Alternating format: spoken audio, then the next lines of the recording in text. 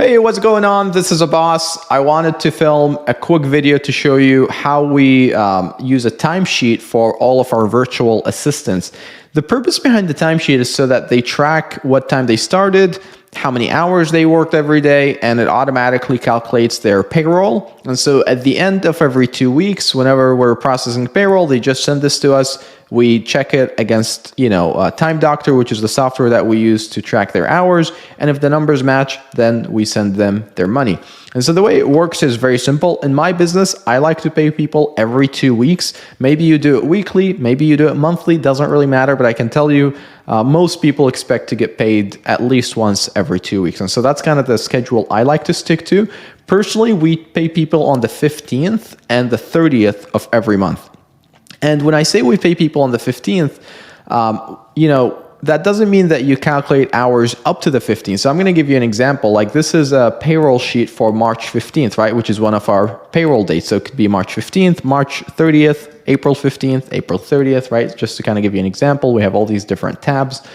But basically, you can see that the cutoff period for their hours is from February 26th to March 10th. And then the March 30th would be from March 11th to March 25th. The next one would be March 26th to April 10th, right? So it's basically from the 26th to the April 10th for the 15th payout, and then from the 11th to the 25th for the April 30th payout. So I hope this is kind of understandable so far. Now, what you want to do here is you want to change the date, obviously, right? So you come in here, right? Change it to 2024, just make sure the dates are still good. Obviously here we can change that to 2024. And you want to do that you can drag this down and it will automatically change the specific days, right? And so anyway, the point is what you want to do here, I think we also have to include the 10th, so you want to include 3/9/2024, there we go. So what they do is this, every day when they show up to work, right, you want to train them to put in their start time, or you can just have them watch this video, by the way. So they put in their start time. So let's say they showed up at 9 o'clock. And then by the end of the day, they look at their time tracking software, if you're using one, or if you're not using one, maybe they can do it manually.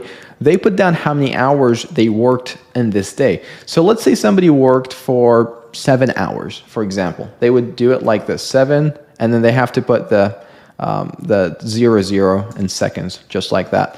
Now what's going to happen is it will automatically calculate their salary for that specific day, depending on what their hourly rate is. So here you can change this and you can say, look, my hourly rate is, for example, $5 or say $6, right? And it will automatically calculate that for them. Over here under VA name, they can change this to have their name in it, right? So maybe I can put my name as a VA, right? Doesn't really matter.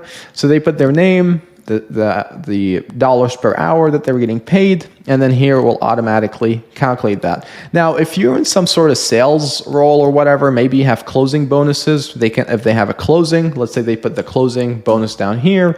Maybe you run contests, right? Maybe they win a $10 contest. Maybe you have some discretionary bonus because they're doing a good job if you choose to pay that out, right? That sort of thing.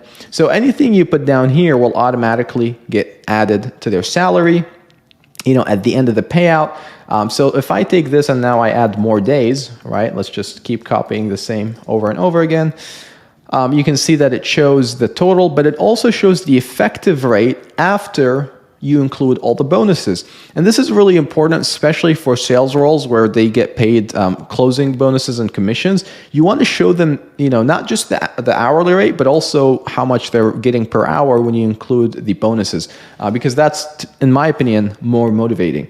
So anyway, this is a very useful, simple Excel sheet that they can use. What I like to do is have them basically submit that to our payroll person, or if you're the only one, they can submit that to you at the end of every payroll period. Now, the weekends are going to be different year to year, so they just need to modify, what days are the weekends. So I hope this is helpful, and I will see you on the next video.